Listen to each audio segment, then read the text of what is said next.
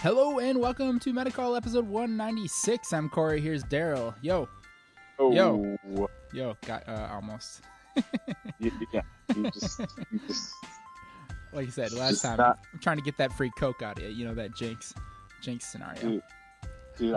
If you get me, I will literally mail it to you from Baltimore. I will tape the receipt to it that shows it was bought in Baltimore, and I will mail it to you in Milwaukee. I do not care. Speaking of Cokes, I've got this thing going on where when I order from Domino's Pizza, I have an account now, and I order the same thing every time. And so I don't even have to go through the trouble of like placing my order. I just click send me the usual, and they have like all my instructions and everything. So it's really dangerous. So like on Mondays or whenever, or Tuesdays, whenever their deal is, I just like log in. It's like, it takes me like 2 clicks, and then I have a pizza delivered to my front porch. Just one pizza. That's good. Well, no, I have one, and then I get one for my wife. We get one each because we like different kinds. And we just put them in the fridge. We don't finish them off. But okay. I was like, oh no, Corey. But in the instructions, it says, put them in the pizza chair and do not ring the doorbell. Dog will go crazy. It says pizza chair. I have a pizza chair in the front of my house. Like a chair shaped like a piece of pizza, or is it just there for them to put? It's just a chair that no one sits in except for pizza when it gets delivered. Okay. Yeah. That makes sense. I was very confused. Yep. So, anyways, we are sponsored by ManaTraders.com. Use the promo code ModernMetaCall, all one word, no hyphens, for 14% off your first 3 months at checkout. You can use this to rent M21 cards, Core 21 cards.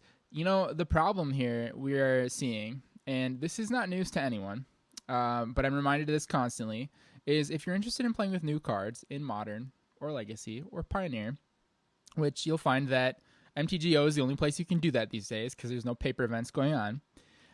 You really have to shell out for the new cards because not only are they scarce because they're just being opened, but no one plays Standard online anymore, and no one drafts online anymore because you can do it on Arena.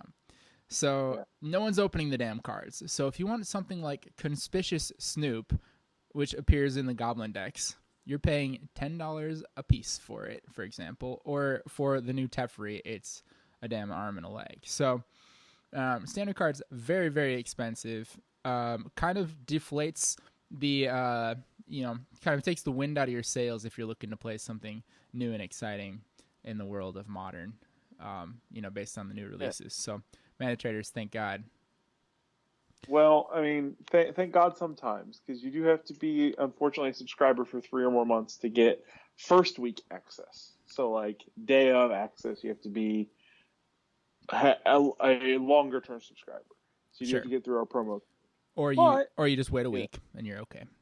Those cards are surely not going down. Wait a week. Yeah. But yeah, we have a real problem on our hands, and we're seeing, and I've been talking about this quite a bit. It's one of my big talking points lately. I'm surprised that people are not more upset about the high price of MTG objects on MTGO. It's pretty debilitating. I love ManaTraders, and I'm so thankful for it. The subscription services really make this game possible to play, but it's the equivalent of like other competitive online environments being like, oh, Call of Duty is a great place where you can stream games, you can play in competitive events, you can win money, so there's like real upside to playing competitively and playing at a high level. By the way, if you want to play this game, you have to pay like actual cash to have ammo. And the ammo is priced at what you would pay in real life for it. And by the way, if you can't afford that because it's kind of outrageous to do so, you're going to have to subscribe to AmmoTraders.com, which is not a Activision company. It is a third-party company, and that sounds a little. With the name you fired off there, I actually thought that might have been a thing. AmmoTraders.com? Yeah, AmmoTraders.com, like you get skins or something. I don't know. Yeah. But like it's getting kind of rough, man, because like it's crazy. It's crazy that it's come to this, and it's crazy that we tolerate it, and it's crazy that everyone just seems to think like, yeah, Magic costs a lot. It's just how it is. You could just subscribe to a subscription rental service. And everyone's like, oh, yeah, that's just the way it is. Yeah, that's true. But this is a game, you know? um, so And my point is I not to think say gone there's past, anything wrong with those because they absolutely need to exist. Thank God for them yeah, and please use them. They're there to like make this game playable. But the fact that they exist and they have to exist, it's like, oh, how are we here? This is like a dystopian future scenario to me. yeah, we've passed the game and went into like luxury hobby, like snowboarding or something like that, where you have to spend a lot of money to Yes. get your equipment. It's like You have to fencing. maintain your equipment. Yeah, We're on the like level of fencing. legitimately, You it's have to get legitimately like it's gone from, well, I mean, this is a legit gripe that I'm gonna take the first 5 or 10 minutes of our podcast to talk through before we get to the pick game here. It, I am a parent with children and a wife and a house. I literally cannot buy a magic card. Like I have to have like a balanced budget, and I can't even like afford to update my EDH decks with like standard cards that come out. yeah. Even though they would be perfect for the EDH I'm playing or like whatever, I can't afford to go purchase them Yep. because like I can't, like especially with COVID shutting everything down, I can't justify spending $7 on a paper card. Yeah. Even though I love playing the game and I want to be able to like do the cool things that I'm able to dream up with my friends, like I legitimately can't afford it. And so like we've passed game where you put in once or twice and you're there and you're just playing to something like snowboarding or fencing or skateboarding where you have to like pay for your equipment and maintain your equipment, and it's kind of like a luxury hobby at this point. Right. And it's like something that's like I don't want to give it up because I love the game, but like if it wasn't for these subscription services, I wouldn't be able to participate at all. Yep. You know? Yep. Yeah. Yeah, it's a good point. We don't need to. I mean, that's absolutely not the focus of this podcast, but I think it's worth talking about because I'm reminded constantly when this set release rolls around, and I'm very excited to play new cards, but then I look at the cost of doing so, and it's like, okay, no, I'll just play video games. It's just that it's just so much cheaper. Yeah. Okay. Anyways, so we're gonna try to wrap up this set. We're gonna do our picks for Modern and Pioneer today. We've got to get through Black, Red, Green, Gold, and Artifact. That sounds like a lot, but I don't think it is. I think we can finish it up if we go fast. We spent a lot of time in blue. There's a lot of good blue stuff in this set, but I think we can blast through these. So we're gonna start right away. I got an Archfiend's Vessel. Ooh, I got yeah. a black for a 1/1 human cleric with lifelink. Yep. When it enters the battlefield, if it enters from your graveyard or you cast it from your graveyard, exile it. If you do, make a 5/5 black flying demon creature token. Mm-hmm. I certainly think this is Pioneer playable. I don't know if it's Modern playable. So, like, there's like a bunch of like the generic black 1-drop decks. Like, you can play it in your company decks because there's like the 3-mana black spell from the last set that reanimates stuff. That sees play. Yep. It Call of reanimates the it, Summit makes Dweller. 5. Yeah, Call of the Dark Dweller or something like somewhere like that. Death Dweller maybe, but it reanimates this and makes a 5/5. Mm-hmm. Anything like that new spear, that white spear, you could play this from your graveyard and or from exile and make a 5/5. Mm-hmm. So it's only from your graveyard. So like that doesn't work. So it's like you have to pick and choose. But like if Luris is a thing in your deck, this makes a 5/5 off of Luris. Like here's your 1-mana 5/5 off your Luris. So like this is definitely a card that we'll see playing Pioneer. I don't know if this is good enough for Modern. Yeah. This card's maybe pretty unique. maybe it sees play with Unearth. I don't know. Like Yeah, it's good with maybe Unearth. people want to play. Maybe people want to play Luris. Like you can play it with your 1-drop fetchers like Ranger of Eos or Knight Captain of Eos, and then like play it, have your 1/1 lifelinker, or like loot it away and then unearth it, something like that, and get your 5/5. But Yep. like they're better one or less cost creatures, I think. So I don't think it's Modern playable, but I will buy it for Pioneer. Okay, big gripe here. It's a lot of this guy doesn't do a very good job of putting himself in the graveyard, and he's pretty easy to ignore if you just play him as a creature and hope that you find a way to kill him. Like if you find a way to block with him at some point. That's your biggest hope. Using him defensively against an aggressive deck is probably pretty reasonable. However, if your opponent's playing like a mid-range deck and they just like find a way to go around him for a while, like they can just delay the 5/5 until it's not really that impactful anymore. In Modern, this is a lot of to do for something that is very easily removed by Fatal Push, Cryptic Command Bounce, or even better, how about this one? Archmage's Charm, gain control of 5/5 Black Demon. That's pretty powerful. I was just gonna say, like, that you loot this thing away and turn 2 you play on Earth to get a 5/5, and your opponent just untaps and goes to Fairy, bounce your 5/5, draw a card. To Fairy. That's another one. Well, there went all my work. And that one is in Pioneer too. So actually, I don't think this is going to see play in either format. I'm not going to peg it for either one. There's a chance it could be in Pioneer, right? Like if there's a deck that needs this sort of thing, like I said, this is unique, and I can't think of any other cards that do this. Obviously, it's going to be a part of that deck, but I don't know what that is. Luris is the first thing that comes to mind for me, but Luris got a whole lot worse with the companion nerf. Yep. Okay, next up is Grim Tutor. Card is 1 black sorcery. Search your library for a card, put it into your hand, shuffle your library, lose 3 life. Yep. Not the most affordable tutor in Modern, as we have previously talked about, as far as mana cost is concerned. But without having loopholes to jump through, it is the most affordable loophole-less tutor. I don't know how to put that. Aside from the 3 life that you have to pay. It's the best tutor in Modern, period. Without strings attached. Well, that makes it just the best tutor, period. Like, the assumption of best tutor means there are no strings attached. Okay, fair enough. So, like, the question is, like, does this see play? Yeah, I mean, I think it's got to see play. Like, it's not a card that shows up in a lot of decks. It's not a card that just gets included in a lot of decks that already exist. I think it's a very specific one of in decks that are interested in doing some combo-y things. I don't think so. Like maybe 2 of 3 of. I think it's a 4 of. So if you look at combo decks, like legacy combo decks, I'm just going to kind of base it off that and step back, because legacy combo decks are playing 4 Infernal Tutor, and then Grim Tutor or Dark Petition is the 5th tutor, right? Mm-hmm. So we don't have the easy access to Storm to get the to be able to just go darker, Grim Tutor, go off to the races.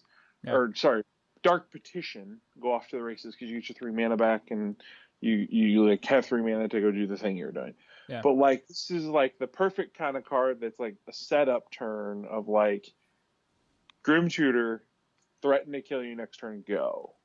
And so the question is are there turn 4 combo decks that are willing to play a Grim Tutor? Ad nauseum, I feel would want to play this card. Yeah. Yeah, that's what came to mind for me. So that's the first initial place I thought of it. And in Pioneer, I'm sure there are decks the Underworld Breach decks. I'm sure will welcome this card. Having extra copies of Underworld Breach is very important. So yeah, I definitely think this card is just too good to not see play. I think it's a little too clunky to be a 4 of. 3 mana sorcery speed, lose 3 life is punishing against really aggressive decks in the format or combo decks in Modern, and Pioneer for that matter. That is a fast format as well. But again, I think in smaller numbers, this does a good job of just adding a little bit more consistency for decks that are looking to assemble their pieces. They are assuming these decks already have tools to search out what they need. Ad nauseum has a lot of those tools already. Grim Tutor might be a 1 or 2 of just to kind of fill in the gaps and kind of tighten things up a little bit for them. That's my take on it. I'm going to pick it for Modern for that purpose. I'm also going to pick it for Pioneer for similar reasons. Yep, I think we're in agreement that this is just too good not to pick. All right, but again, I don't think it's going to see wide play. This is assuming that decks Ad nauseum are going to see play, and decks in Pioneer similar in style to Ad nauseum are going to see play. I don't know if Underworld Breach is the deck. I think there's probably a different version of Underworld Breach that would require this kind of thing, but there's something out there, I'm sure. Maybe it's an inverter. I bring up Underworld Breach just because it's the first combo deck I thought of. Yeah. So generic combo deck, is willing to play conditionless tutor. Yeah. Yep. Like that's the way that like that's the thing is like, are there combo decks? Yes. If they're in black or can easily touch double black, there's no reason for them not to play this. Yep. In some number. Sure. Okay. Next up, Karavek the Spiteful, legendary creature, 2 black black, human warlock. It is a rare 3/2. Other creatures get -1/-1. This is like kind of a breath of fresh air in that it is so simplistic. In when a creature that has such a storied past in Magic the Gathering shows up again after years off, you expect it to have so much flavor text or so much card text, like Urza, for example. But like this guy just being like straight up like, we are a Knight of Souls Betrayal. That's the card name, right? Yes, you're correct. I think that's awesome, and this guy's sweet. This is something that is an ability that has not appeared on a stick, quote unquote, that I can think of in the history of the game. So for a toolbox player now to have access to the Knight of Souls Betrayal clause with a Court of Calling type of effect, or like a Birthing Pod-esque effect, this is really cool. Obviously, it's painful for those types of decks to run this type of thing, but there is a time and place for that sort of thing. Obviously, this is a sideboard piece for those styles, but this can be very punishing against certain opponents like Infect. Yeah, so this style of card has existed on, like, the concept of the ability has existed, not the exact all creatures. Yeah. But not like non-white creatures, Crovax. Okay. Like white creatures get +1/+1, non-white creatures get -1/-1. Pay 2 life bounce to your hand. All right, I'm not considering Elish Norn and Crovax and anything like unrealistically costed for modern though. 4 mana and below. Yeah, I'm saying that the effect has existed. You're right. But yeah, so Knight of Souls Betrayal saw some limited play. The key is, like, your Knight of Souls Betrayals you'd want to be enchantments, because realistically you don't want them to get killed by bolts. Yeah. So like, I just don't think this guy gets played in modern, because like, so like, it's a human, so like maybe humans wants it, but all of the good humans are like X1s, so like you can't kill your X1s and you can't slow your clock down. So like, okay, let's talk about, do control decks want to play this card? Well, why would they play it over Knight of Souls Betrayal? Because they're both legendary. Yeah. And so like this stays a 3/2, which is nice, but like still dies to a breath of fresh air. And so like you can't unearth it, so there's no synergy there. Yep. So like, where is my upside to this versus Knight of Souls Betrayal? Yeah. So I just don't think this sees modern play or pioneer play. Like, it seems like just an insanely powerful effect, but I just don't see a world where like mid-range decks want to decrease their clock. So like, where's the world where this makes sense? I guess I don't see it. This is a really powerful effect, not to be overlooked. And as we talk about this, though, I'm reminded that a card named Plague Engineer exists. And I do believe that Plague Engineer probably pushes this guy out of the format purely on the fact that it's easier to cast. Yeah, this is Pioneer playable. This is Pioneer playable just because Pioneer doesn't have either of those two cards. And so, like, if you're looking for a -1/-1 effect that's static, you can play this. Oftentimes, you're probably playing in a control deck. People are boarding their burnout. It's not going to your face, or boarding their removal out. You play this, you kill their things. It's great. But like, that's the only position where I see this remotely being playable in Pioneer. And it's probably in some sort of Liliana the Last Hope deck, because you want to be able to reanimate this thing or bring it back to your hand and cast it. Yeah. Because you always want it in play. But Pioneer playable as a sideboard piece, barely, because we don't have the other two relevant Magic cards that do this thing. Mm-hmm. I want to pick it for either format, but I don't think that there are enough X1s in Pioneer for it to matter. I mean, you're not picking off like Noble Hierarchs or Birds of Paradise in that format. There are a lot of X2s. If you consider like the mono red prowess decks, there's a lot of 1/2s. But I really don't think you're catching much with this guy, to be honest with you. Yeah, I mean, that's fair. I just that is my opinion on it. I think it's just the effect is necessary enough that it will see play, but because it's unique. Okay, so you're picking it for Pioneer. I'm actually, after giving you that glowing review, I'm gonna pass on it. It's Yeah. likely going to see play somewhere at some point, but I don't think it's going to be a piece of this format. Like, impact making an impact in the format. Okay, Liliana Walker of the Dead, 2 black legendary planeswalker Lily. It's a mythic with 4 loyalty, +1. Each player discards a card. Each opponent who can't loses 3 life. -3. Target creature gets -X until end of turn, where X is the number of cards in your graveyard. Oh, number of cards. Okay.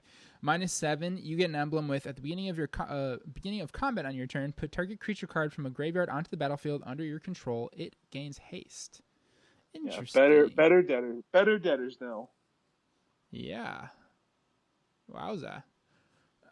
So this is one of those scenarios where they like figured out a way to handle a certain mechanic better than they had been doing it in the past, and like, yeah, let's just keep doing that. And it's that discards a card where it's like that has diminishing returns when your opponent's hellbent, and you're like, oh, now I just have all this discard stuff that doesn't do anything. They're terrible top decks.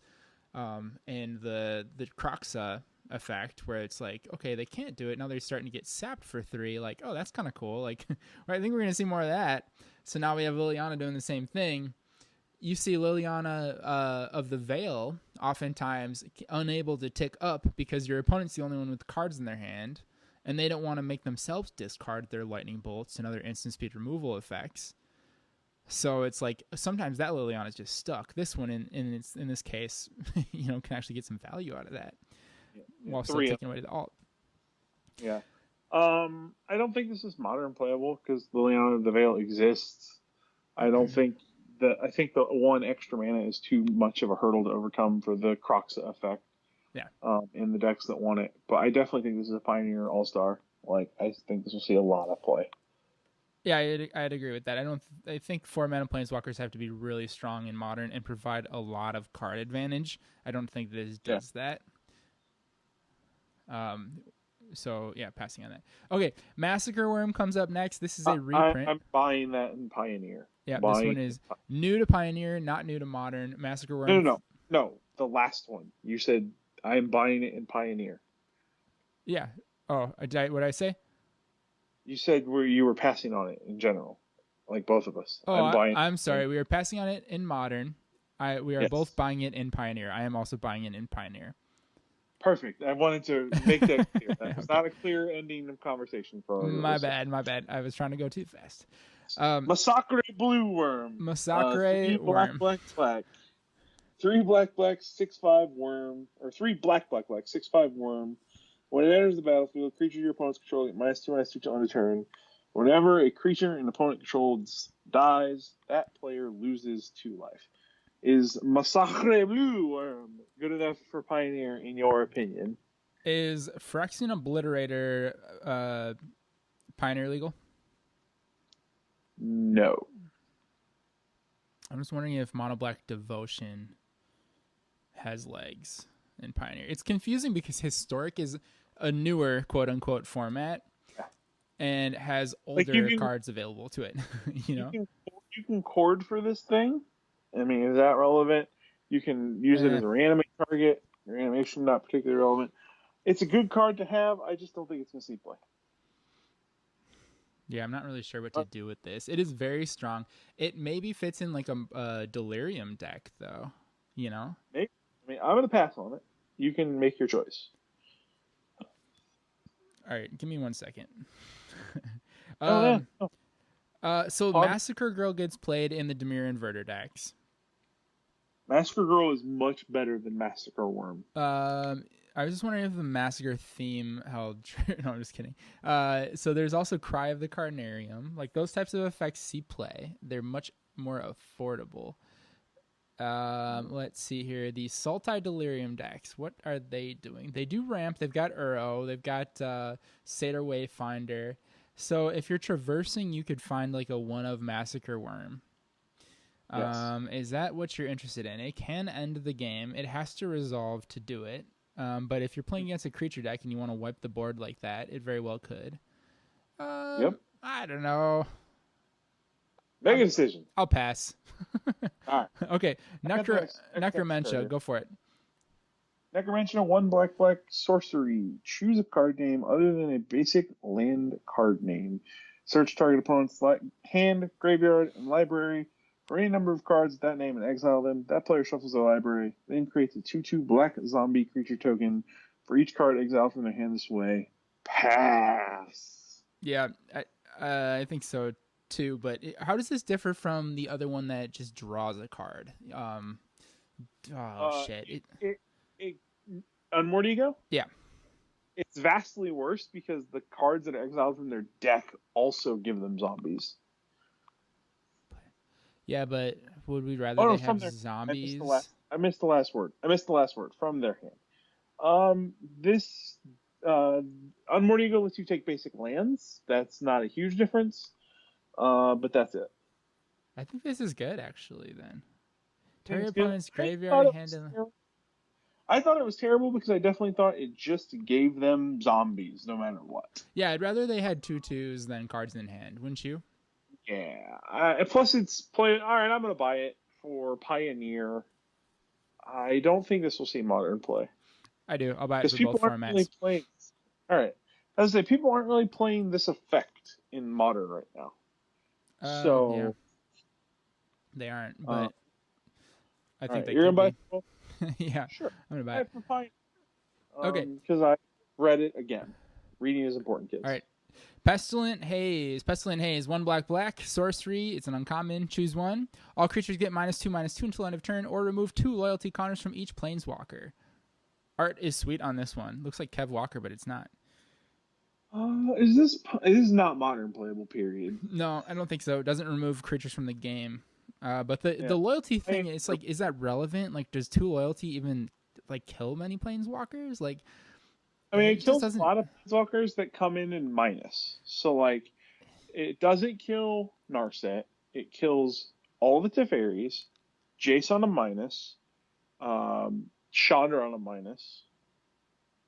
Oh god, it just how often though are you going to be able to get more than one planeswalker with this, right? And then when you're actually using it to get a planeswalker, most often you're just getting like a Teferi that just minus last turn. So you're going to take your entire turn off to play a sorcery speed card that costs 3 mana to deal 1 damage to a Teferi effectively.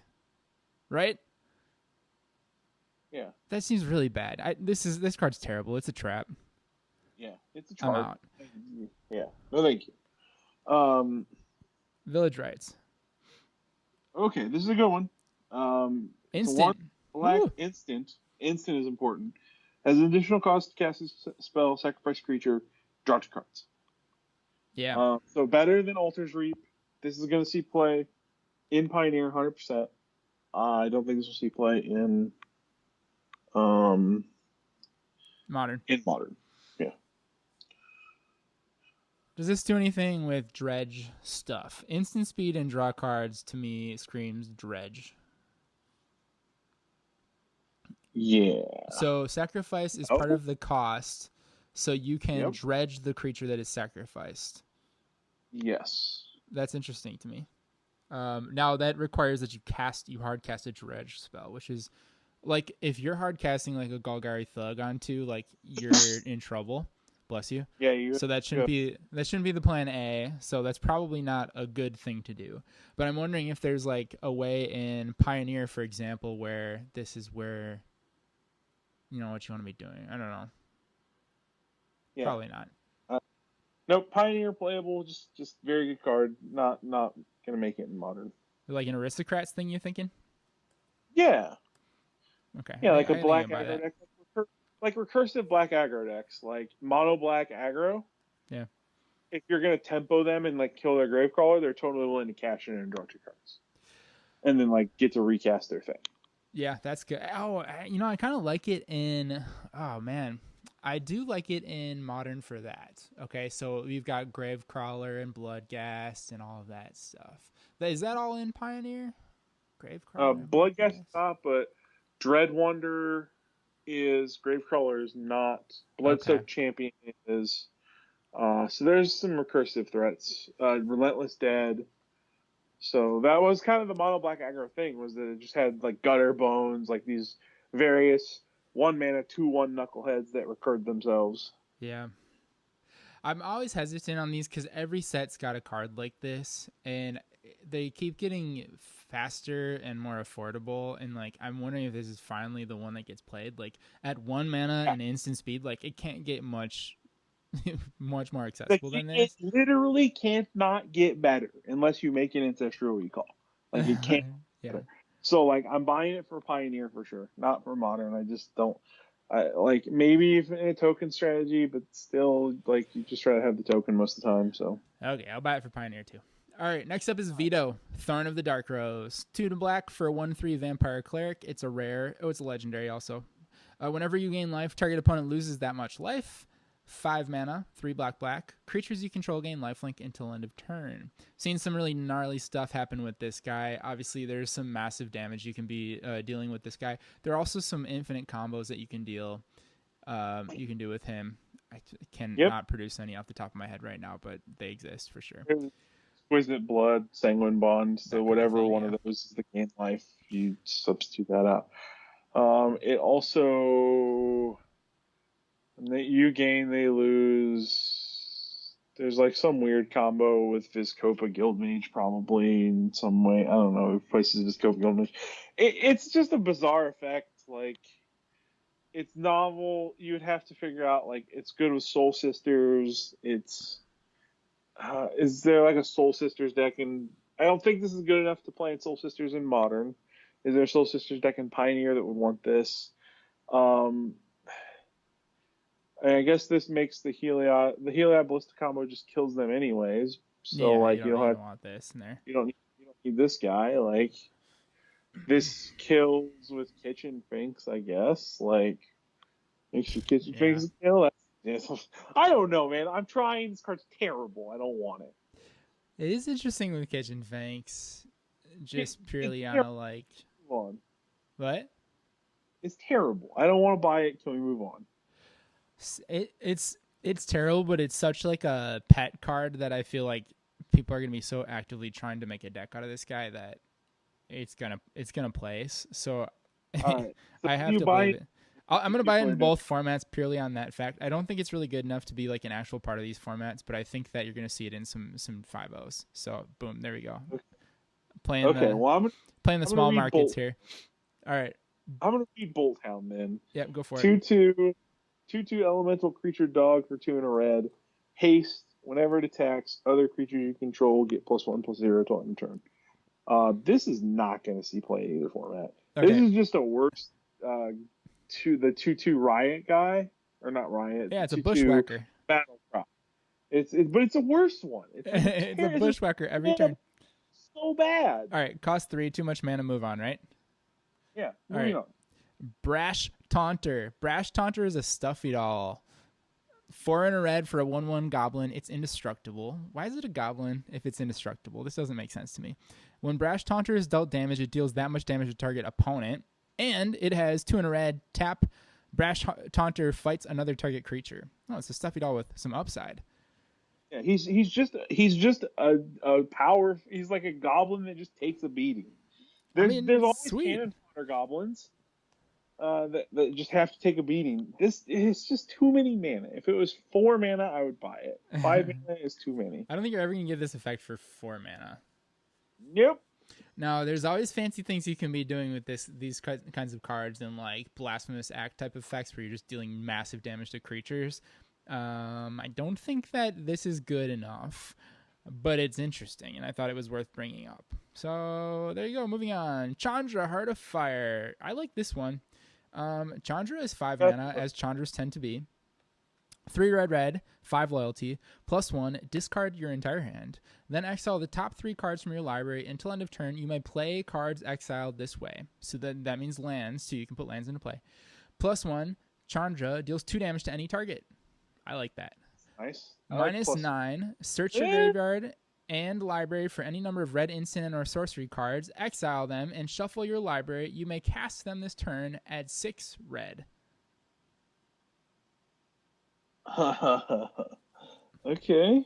So 6 loyalty is a lot, right? So like coming in, going up to 6, and shooting down like a small creature is some pseudo defense. Or just ancestral recall. Yeah, but when you're paying 5 mana for this Planeswalker, you're just discarding your hand, aren't you? No, probably not. Like you're probably like you could have this be the top end of your like red deck. It could be like a mid range red deck. Like it can always just be the last threat you deploy. So like you've got like okay, say 7 mana. You could Yeah, have no cards left in hand but a Chandra. You played Chandra. You've got 2 mana left. You yeah, draw a land and 2 other cards. There's a pretty good chance that you're going to find something to cast and then put the yeah, land into play. Yeah, okay, I can see it. yeah. I mean, drawing So 3 cards a turn is pretty insane, is it not? yeah. You get to draw 4 a turn at this point. You Yeah. get the card you draw plus the 3 off Chandra. And then the ultimate is like it makes me go, can I kill you with a doubling season? Like Oh, a straight up, just like a straight up kill. that's not even necessary. Modern. Well, no, but like you just do it the turn it enters the battlefield. So like doubling season into this ultimate, get your 6 red. How do I like? I have to be able to kill you with just red instants and sorceries. I'm sure Like, you could. It's got to be like 100% possible. 6 Like, times that's the 3 is thing. 18. So if you're doing fake bolts, like that should be enough to kill someone in modern, right? Like 6 bolts. That you're so smart. I'm like trying to figure out like how do I get some red rituals into like a Banefire I or mean, I'm just thinking the some. most basic math here, the most basic red mage math. It's unlikely that you're going to be playing Oh, Lava Spike in a deck that has Chandra Heart of Fire in it, but assuming that 1 red mana equals 3 damage to the dome, that's where my head's at. yeah, I was trying to like do things like, well, okay, we got Desperate Ritual and we got Peritic Ritual, so that makes 6, 7, 8, 9, 10, 11, 12, 13, 14. Yeah. We have 14 mana now. What can we do with 14 mana that'll kill my opponent? Like Manamorphose a few times, make some different colored mana, stuff like that. Long story short, I'm buying this card in Pioneer. Potentially, I'm interested in this one in Modern too, but I think that's a pretty big gamble at 5 mana. I'll take the gamble and buy it in both, just because there's got to be some like doubling season combo deck. Like it makes like red green X doubling season playable because now you have to like you have to end up playing these bolt type things as like protection anyways to stay alive, and Yeah. so now they also just combo with your doubling season planeswalker to kill your opponent. Okay. All right, next up, Chandra's Incinerator. 5 in a red, elemental, rare, 6/6. This spell costs X less to cast, for X is the total amount of non-combat damage dealt to your opponents this turn. Trample. Whenever a source you control deals non-combat damage to an opponent, Chandra's Incinerator deals that much damage to target creature or planeswalker that player controls. This is not a playable. It gets you thinking, like, okay, how many times can I lightning bolt them and then play this guy? Like, it's kind of silly stuff, but Does not get me thinking at all. It makes me look at it and go, Corey, why did you even put it on the paper? okay. The art's ridiculous, first of all. So I think sometimes when you see art on a Magic card and you're like, wow, that looks like a playable card. Let me read the text. Then it gets you going. But when you look at this one, you're like, wow, that looks like an intro pack rare. Let me look at something else. But no, I mean, this one's like kind of appealing. Like it's a 6/6 trample with a cost reduction effect. But it's unlikely that it's going to see play in Modern or Pioneer, I think. There's definitely a red card I think you left off of this list that we'll talk about when we get done here. But okay, onward to the next one. All right, Conspicuous Snoop. Yep, I'm going to talk about the next one after this because the red card I think you missed because they go together because they're both goblins. Okay. But Conspicuous Snoop is red for a 2/2 goblin creature rogue.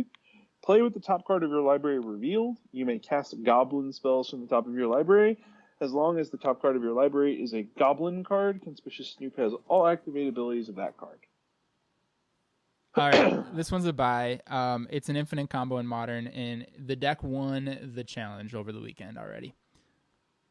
Yeah, I mean, I figured this was a buy in both formats just because, like, a goblin deck can exist in both formats. Yeah. And, like, this is just, like, basically, like, Oracle of Moldiah for the goblin deck that also just has, like, random upside. Yeah, there is not an infinite combo in Pioneer that I know of with goblins. However, this is a pretty big tribal piece to a goblin deck. There are a lot of really important effects for goblins, though a lot of the really good tribal synergies with activated abilities come from Modern Horizons. Oh, is Sling Gang Modern Horizons? Because that was the card I was Yep, thinking of. Slinging is Modern Horizons. Oh, So is the Persist Goblin. So both oh. of those guys provide the infinite combos. But the idea is that you play Snoop on 2. On 3, you play Boggart Harbinger. I think it is 3 mana. You can tutor up Yeah, a goblin, starts put it out. on top of your library. Put a Kiki Jiki on top. Your Snoop has Kiki Jiki's activated ability, which it can target itself to make infinite copies of conspicuous Snoop / Kiki Jiki tokens. At the end, once you've made plenty of copies of those, you can target itself to make a copy of the Harbinger and tutor up the Sling Gang, sacrifice all your dudes, and deal them 1 damage for each of the dudes. Oh, see, my version of this just made me had to go to the combat step. That's way better. Yeah, so there's that. There's the other way you can do it is there is a combo that involve. Well, the alternative is Mog Fanatic, and then you can just sacrifice all your dudes too. Put Mog Fanatic on Right. top. But there's a Yes. combo that involves Grum Gully, which can put a +1/+1 counter on all non-humans when they come into play, and the Persist Goblin, combined with Sling Gang, and that can do infinite damage a la Kitchen Fink Sacrifice Loop. So there are some Goblin combos out there that make these things possible now. Yeah. So the other thing that I wanted to talk about that I think I'm going to buy for I think we're both buying this for Modern. I don't think we can buy it for Pioneer because I don't think there's enough Goblin stuff there. Wait, are we on Snoop right now or what? Yeah. Yeah, Snoop, I'm not buying it for Pioneer, but go on. I'm transitioning off of Snoop to another Goblin, the Goblin Legend. Okay. Oh God, I have to find a website that I can look at a spoiler now because I'm on my phone. It's a 6-mana Goblin Legend that is basically collected company. Oh, really? Yeah. I missed that For one. your goblins. Yeah, you did. Let me pull up the spoiler and I will read it to you. It is a very good card.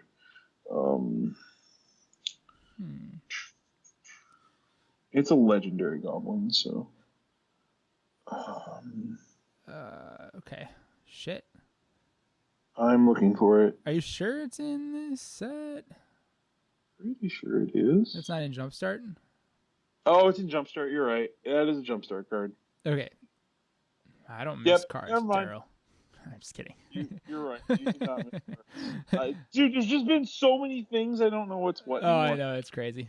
Yeah. Yep. That's Jumpstart Goblin. That guy's insane. All Never right, mind. Not playable in Modern or Pioneer. Unfortunately, that card's busted. Gadrick, Right. the Crown Scourge. 2 in a red for a 5/4 flying. Gadrick can't attack unless you control 4 or more artifacts. But don't worry, he makes them. At the beginning of your end step, create a treasure token for each non-token creature that died this turn. This is 3 mana. That's pretty good. Collected company, baby, right here. That's what I'm always looking for in creatures. Don't think this is playable. Just 4 is so many to ask for in most artifact decks. So like there's a Tempered Steel deck, or not Tempered Steel, there's a Scissors deck in Pioneer still. Yeah. This guy might fit in the Scissors deck. Yeah, for each non-token creature that died this turn. So like that's kind of cool because he can generate a bunch of mana for you too. So it happens at your end step, which prevents this guy from being like a combo piece. But he can be like if you were to have some sort of non-token sacrifice outlet, he could just give you just a shit ton of mana starting at your end step. Yeah. I'm overlooking the fact that he's just a completely undercosted 5/4 flyer. So I think there's something here. The limiting factor obviously being that it is a one-time shot, one-time delivery rather than like, payable on death. That's not the right. That's not really what that means, but each time the creature dies, you know what I'm going for. Yeah, but I think I'm going to pass. I'm a little nervous about this guy, but he is definitely interesting to me. Yeah, nice card text. It's just like the decks that have the artifacts to let it attack efficiently probably don't want it. Yeah. Okay. Onward. Next one, probably a short one here. Heartfire Immolator. I think this one's interesting. It is a human wizard for 1 in red. It is a 2/2 prowess, and it has red. Sacrifice Heartfire Immolator. It deals damage to its equal to its power to target creature or planeswalker. Probably not modern playable. However, I think there are some Pioneer decks that might be interested, namely like maybe the mono red prowess deck. This is a way to get through some big honky planeswalkers or some big creatures that it cannot otherwise deal with. I don't know. Is it spells the deck? Like, is it Drakes? Is that still a thing? It's always gonna be a thing. It's not very good, but I think it might be after this set with that blue card coming out, the blue creature. Yeah, I mean, this is what I thought of, is like, this is pretty good. And is it Drakes? You just have it in your sideboard as like, it's better than like Roast or whatever. Yeah, I'm picking it for Pioneer. I'll tell you that. No, I would agree with that statement. Okay. Yes. Sabira. Sabira is.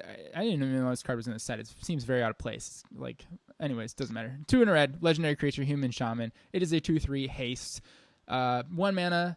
Another target creature with power 2 or less can't be blocked this turn. 1 in a red, tap, discard your hand until end of turn. Whenever a creature you control with power 2 or less deals combat damage to a player, draw a card. I mean, this card is certainly modern playable.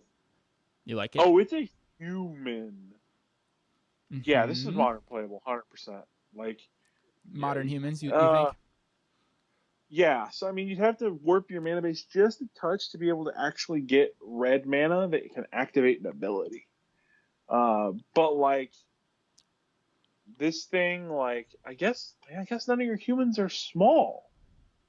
Well, they start out small, but many of them do get larger than 2 power. Yeah, like I guess they're not small for long enough, because like if they were small for long enough, like you just dump your hand and hit them with a bunch of Thalias and like 2/2 idiots and draw 4 cards and move on with your day. Yeah, this one I don't think this goes in humans, to be honest with you, Darrell. It has a lot of things that humans are interested in. Like, read the text. Yeah. The discard is really good for it, but you're right, it doesn't produce red mana. There's not one single land or creature in that deck that could provide red for this, because everything pays for creature costs, not activated abilities, but casting costs. Yeah. And then you got hierarchs. I mean, I feel like this has to be playable in both formats. It feels like such a strong card. Like all the text on it just feels very strong. Yeah. I just don't know what deck it would go into. Yeah, it seems good. I like the idea of it going alongside the prowess dudes, the little tiny prowess dudes, and then pump them up after they've already gotten in as 2 power or less. Can't be blocked. What? Oh, that's what you're talking about. I thought you were talking about the discard part. Yeah, that seems pretty good. Can't be blocked, pump them up. But the discard, obviously that's like, okay, so here's the situation. Like, we are hellbent. We've got a bunch of puny 1/2s, and we're staring down a bunch of dudes. Okay, we're against a mid-range deck. This is the perfect card to draw, right? We're flooded out on mana. We've got 4 mana. What? Like, if we're against a mid-range deck that also has dudes, like, it's not, because they have to. Oh, you're flooded out, so you can pay and then act. Yeah. Not only do your guys get through, you're also drawing a bunch of cards to restock. I didn't realize the unblockable was not a tap ability. That's very good. Oh, no. Okay. Yeah. Yeah. I'm in. Like, I think this is playable in both formats. I just don't know what the deck is. I'm not an aggressive creature wizard. Okay. So I do not know. I'm picking it for Pioneer. For me, it's sideboard mono red. I'm taking it in both formats. Okay. Terror of the Peaks, mythic, 3 red, 5/4 dragon. Flying. Spells your opponent casts that target Terror of the Peaks cost an additional 3 life to cast. Whenever another creature enters the battlefield under your control, Terror of the Peaks deals damage equal to that creature's power to any target. This guy's sweet. Yeah. This is certainly Pioneer playable. I don't know if it's anything else playable. I mean, like, mono red spread playable. Yeah, I know, because the big dumb dragons are just like Thunderbreak Regent and Stormbreath Dragon. Like, those are better. They probably are. You're right. This guy like does stuff later, like we need now. Yeah. 3 life isn't gonna help. I mean, it's pretty good when the second dragon enters the battlefield, but like the Yeah. first dragon is the one we need to do things. I just So I like the don't think idea this. of Thunderbreak region and this guy teaming up to say that your paths are going to cost you 7 life apiece, but then Wrath of God's like, oh, I don't really care. I mean, yeah, yeah, So that's pretty bad.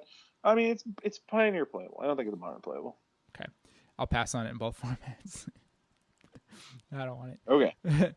I think it's a really cool card, and I think it's gonna see some standard play.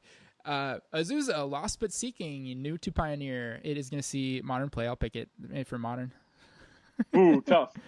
This card's got to be strong enough for Pioneer, right? I don't know. There's got to be some sort of land, like creature, like Value Town deck here. You got Courser, you got Azusa, you got Yeah, Dryad, like got Ramanop you're Excavator.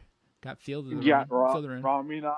Yeah, like you've got some things brewing here, some things bubbling together. Like I guess it might be that there's just not enough powerful lands. If that's true, then okay, I understand. But like, I feel like there's got to be some green-based mid-range pile coming together here So are you picking it for that cares Pioneer? about lands.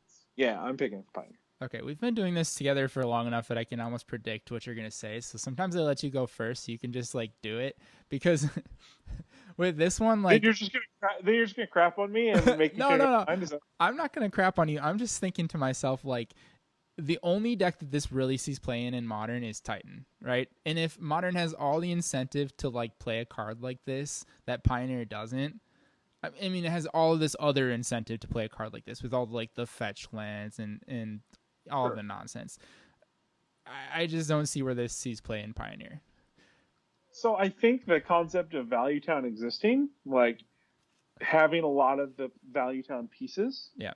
in Modern be in Pioneer. Pioneer's a slower format to where Value Town can be a more effective deck. Okay. So that realistically, and it might not be green white. You might end up in black or red or some other pairing of colors. But I think that green land based function there can exist. It also lets you kind of have extra lands for Field of the Dead and like have that be a thing. Like this can give you some direction to play with. Yeah, but this guy doesn't make Value Town. This guy's a one-of in Value Town. It's Dryad of Elysian Grove is already available in Pioneer. You know, like, don't you think that deck would exist? Like, having one more land drop a turn isn't going to be the deal breaker. I mean, I'm gonna buy it, but I feel like it's too powerful not to see play. Okay, I'm staying far away. I would much rather have a 2/4 than a 1/2 in Pioneer. Okay, fair Okay, enough. next one on the list is Colossal Dreadmaw. It is a 6 mana, 4 green for 6/6 trample. It's a common dinosaur. No, no. Why? All right. Why am I on this podcast? Okay, but here's another 6/6. All right, this one is also 6/6 trample. The next one is Elder Gargaroth. You can either play Colossal Dreadmaw or you can play Elder ridiculous? Gargaroth. What? This thing's ridiculous. You're just trying to make this thing look ridiculous, right? It's a 5 mana, 3 green, vigilance reach, trample 6/6. Whenever it attacks or blocks, choose one. Make a 3/3 beast, gain 3 life, draw a card. Mm-hmm. This has got to be Pioneer playable. Yes. It's just too many stats, too many things, too many words. Like, Pioneer playable for sure. I don't think anybody's touching this thing on a 10-foot pole in Modern. Which is insane to say because of all the shit that's got packed into it. But as far as a curve topper goes in Pioneer, which is a format that plays out a little bit more similarly to like a high-powered standard format in terms of like its removal, I think that like if you are like draining your opponent of its like meaningful interaction in early turns, like 5 mana tops out the curve. They don't have like their, I don't know, I can't even like name like a good removal spell, like a 1-for-1 removal in Pioneer, whatever. Insert blank Cast here. down. Thank you. Cast down. If they don't have a cast down immediately, this guy produces so much value. And just one attack or one block with him, and you have already gotten paid off. And that's all it takes. Because not only are you getting the value, you're also attacking for 6 trample and being able to block. So this is nuts. It's crazy. And I think that it's big enough and strong enough for it to be considered for Modern too. I don't think that's I don't think that's out of the question. I think no one's touching this with the 10-foot pole is a little strong, but the fact that it doesn't have an ETB is obviously a big deterrent for modern because you just I was be about to say, killed. would you rather have this or Thragtusk? I, I don't know, Darrel. I obviously this blocks better than Thragtusk Sure, and draws but like cards. that's So fine. like this has assets where Thragtusk doesn't, but Thrag leaves behind a That's buddy and fine. gains life. Yeah, like you get 2 of the 3 guaranteed off of Thragtusk, whereas like this has to live multiple turns for you to do Thragtusky things. Yeah.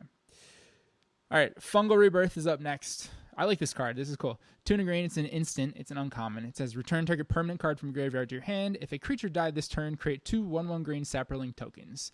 I don't think this belongs in Modern, maybe even Pioneer for that matter, but I think it's a cool card. It's probably going to see I'm play in gonna EDH. buy it in Modern Okay. for a corner case deck, Which?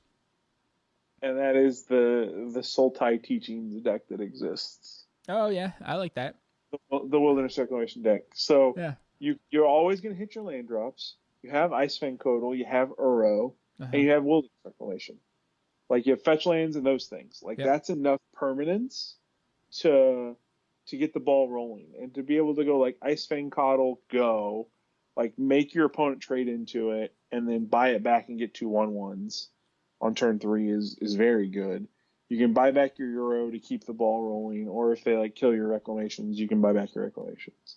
So like I think it's good enough for that deck, and so I'll buy it. I'm not buying it in Pioneer because I don't think there's not fetch land. There's not another similar style deck in Pioneer, but I think it's just good enough for the one modern deck that like I it's very feast or famine. So I'm gonna cast my lot with it that if Sultai Teachings shows up at all, this card will probably be a part of it. I think Sultai Teachings will show up. I think there's enough Sultai value stuff going on lately. And this is comparable to whatever that card is called that gets you 6 life and returns a land or creature to your hand. Yeah, in most cases, gaining 6 life is better than the 2/1/1s, but I'm thinking against like Jund or some kind of attrition based deck, like those 2 tokens are very relevant. Like that's 2 Thragtusk Fogs or like a Liliana protection. Like that's very good against Jund. Yeah. I could see that. I think I'm still going to pass on it, but I can absolutely believe that. I mean, I'm casting my lot. I'm acknowledging that, that's just what's happening here. That either it shows up there or I lose a point. Like I accept these terms and conditions. Okay, Garruk Unleashed, 2 green, 4 loyalty, +1 untap. Up to 1 target creature gets +3/+3 and gains trample until end of turn. Very Garruk. Very, very classic Garruk right there. Me smash, yeah. -2, create a 3/3 beast token. Then, if an opponent controls more creatures than you, put a loyalty counter on Garruk Unleashed. That's interesting. This is something we haven't seen on Planeswalker.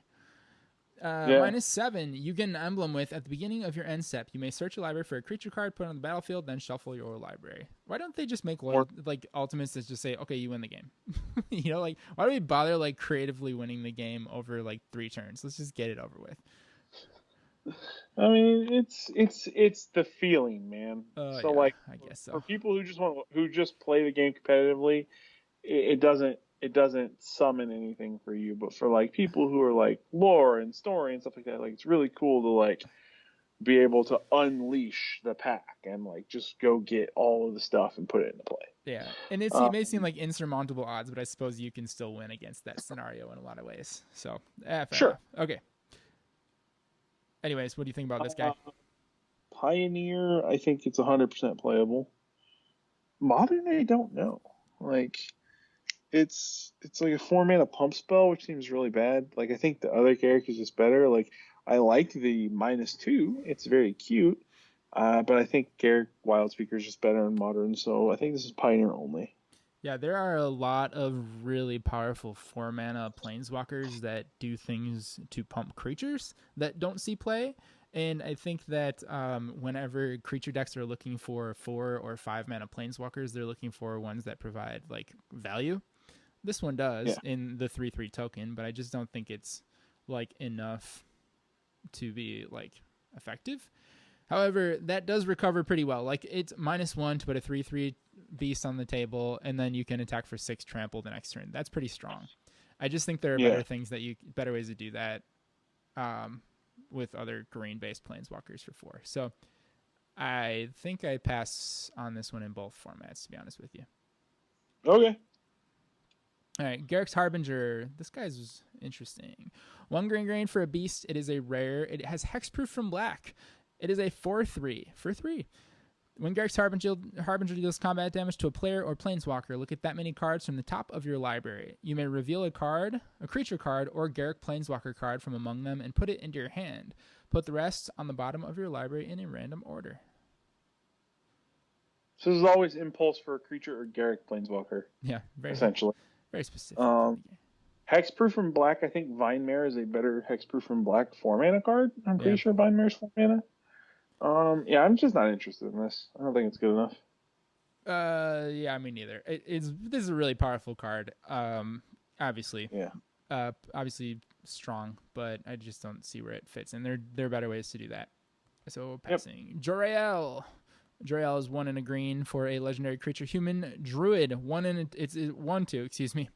Whenever you draw your second card each turn, create a 2/2 green cat token. 4 green until end of turn. Creatures you control have base power and toughness XX, where X is the number of cards in your hand. I just don't even think this is playable in either format. All right. Just like moving on. Okay. I'd agree. No, do you want to say anything more about that? Sorry.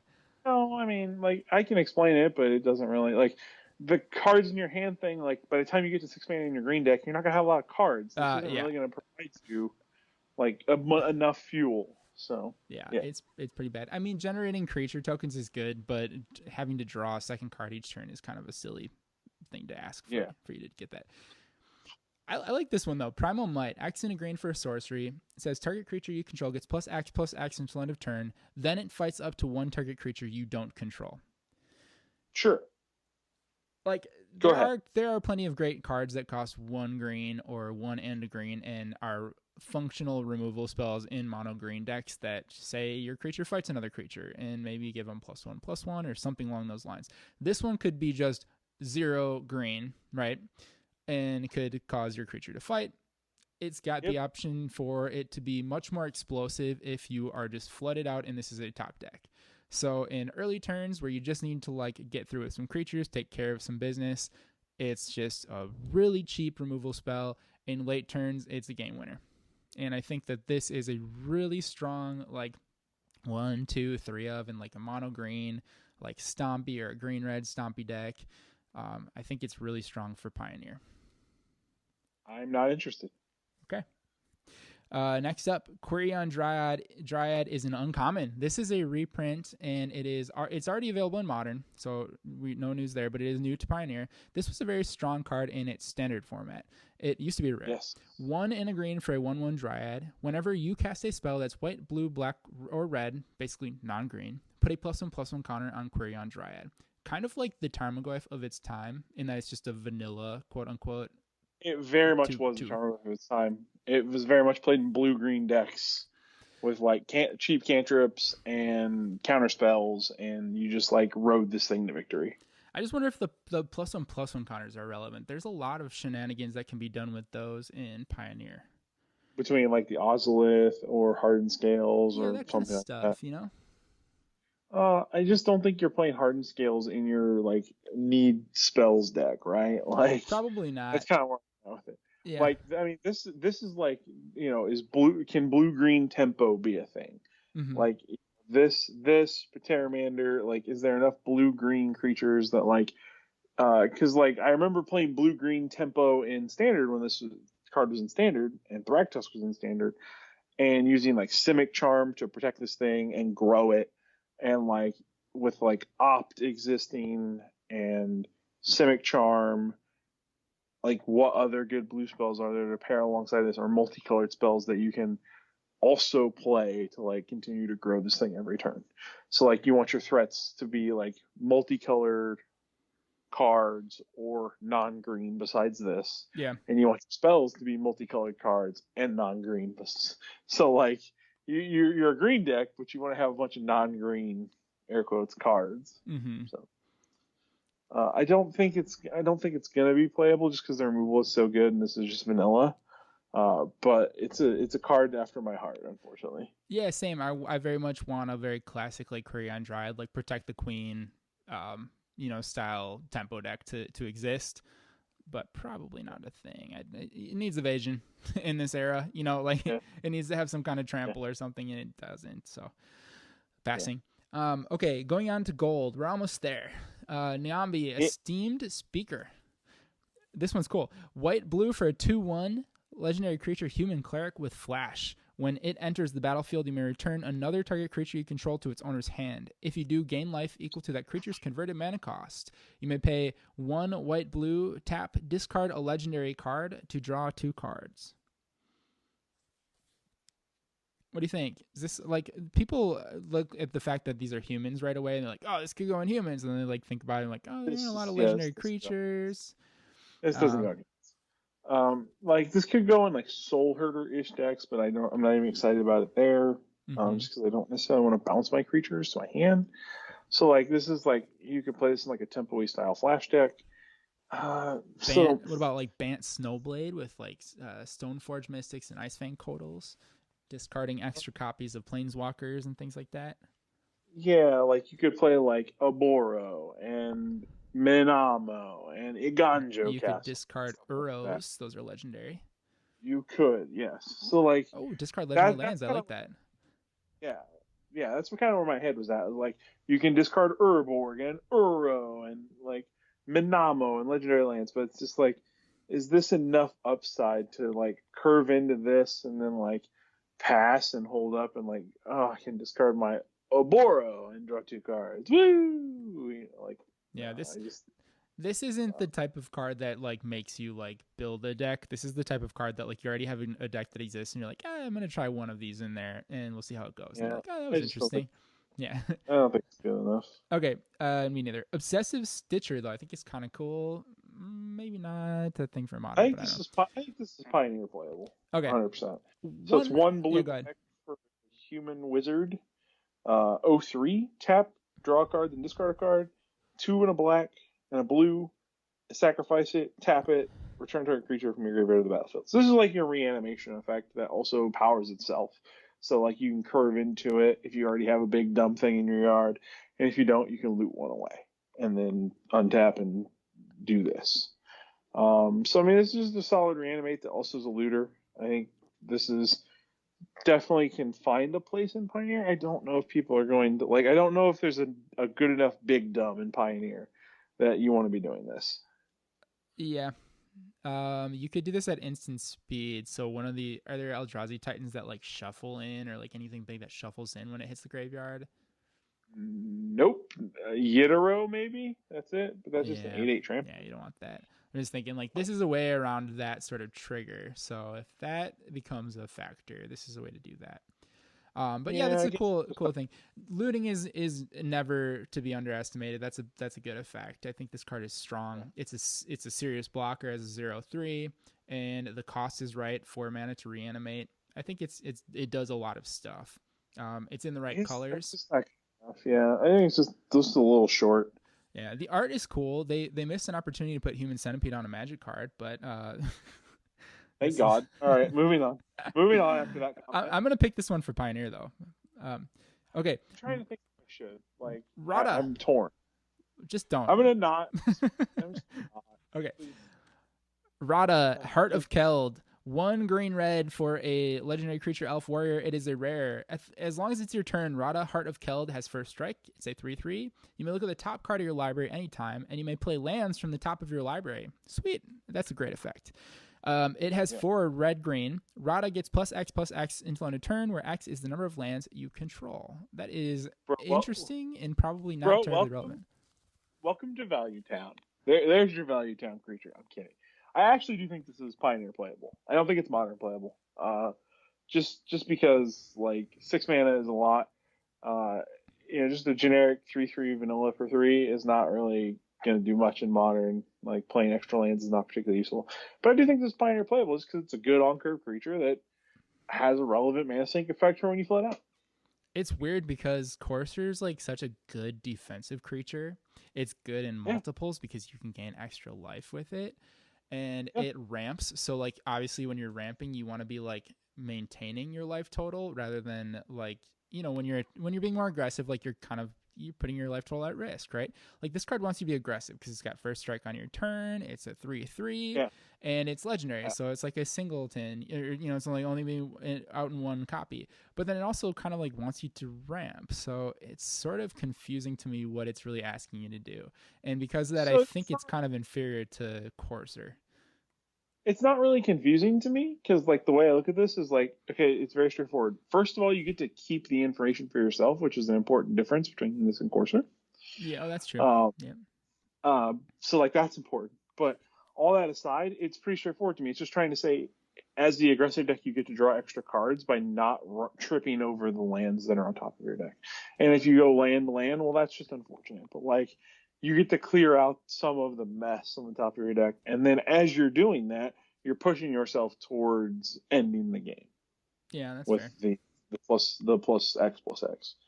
And then just like this thing's probably gonna get killed, so like having multiples is not that bad of a thing. Like people are gonna see like this 3/3 first striker, they're not really gonna be able to deal with it profitably in combat, so they're gonna have to just spend a rules points and just play another one. Okay, you talked me into this one. This one goes in the Jund, the Pioneer Jund deck as like a 1 or 2 of. I like it there. Yeah. Okay, cool. I'm buying it for Pioneer. All right, last one for gold, and then we got Artifact is Watcher of the Spheres. White blue for a 2/2 uncommon bird wizard. Flying. Creature spells with flying cost 1 less to cast. Whenever another creature with flying enters the battlefield under your control, Watcher of the Spheres gets +1/+1 until end of turn. This is not it, Chief. All right, I didn't think so either, but there are some interesting takes on like flying tribal decks, and I don't think that the cost reduction really plays into those decks, so probably not good enough. But whenever a creature enters the battlefield with flying, this guy gets bigger. Seems kind of interesting to me, given that you could, just purely be putting one creature in a turn, and this is just a 3/3 for 2 flyer. That's like pretty strong in Pioneer. I don't know. I'm talking in like an aggressive deck. Okay. All right, we'll keep on going. If you want it, you can have it, but it ain't for me. All right, 2 more left. Now we're in Artifacts. Solemn Simulacrum. We all know what this guy does. He's new to Pioneer. 4 mana for a 2/2. Enters the battlefield, search for basic, put on the battlefield tapped. When it dies, draw a card. Pioneer. Bye. Same. Bye. Yeah, ramp decks, no doubt interested in this guy. Very good card. Yep. Okay, Spark Hunter Masticore. Let's finish it off with this guy. Call back to the Manticore of the Urza sets, because when he comes into play, or an additional cost, I should say, you have to discard a card. 3 mana for a 3/4. Protection from Planeswalkers. Pay 1 mana, Spark Hunter Masticore deals 1 damage to target Planeswalker. Pay 3 mana, Spark Hunter Masticore gains indestructible until end of turn. I mean, I'm 100% buying this for Pioneer. It's just a very good, aggressively costed creature that has protection from like its biggest predator, which is Teferi Time Rattler. Mm-hmm. So, like, yeah, 100% buying this for Pioneer. I don't think it's modern playable. It's a 3/4, which is really important. So, like, it doesn't die to Bolt, but it does die to like Kolaghan's command, so that's kind of awkward. And like a Braid and stuff like that. So, like, I don't think it's modern playable, but I certainly think it's good enough for Pioneer, just because of the fact that like it doesn't get bounced by Teferi, so like they can't tempo you, like or like they can't deal with it with like Chandra or Liliana. Like none of that stuff can really interact with it, so it's just like going to be able to play forward. Yeah, sideboard for the Ensoul decks, this guy is pretty crucial because they are left with their pinpoint removal to deal with this guy.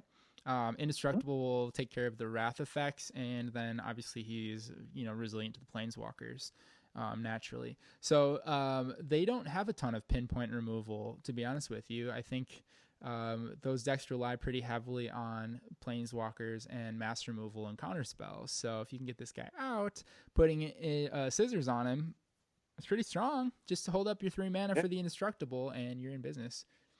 Yeah, absolutely. Pinpoint removal being the exile removal, I should say. Destroyed obviously doesn't work against indestructible either. So okay. Anyway, so I'm picking him for Pioneer 2, not Modern. All right. Okay. Cool. We did it. We got through. That was a little bit of a long one today, but we made it through the entire set in 2 weeks. We freaking did it. Nice. All right. We are not going to review all the picks, but we are going to sign out. That's right. We are going to sign out. I'll catch you next time. Later. Bye.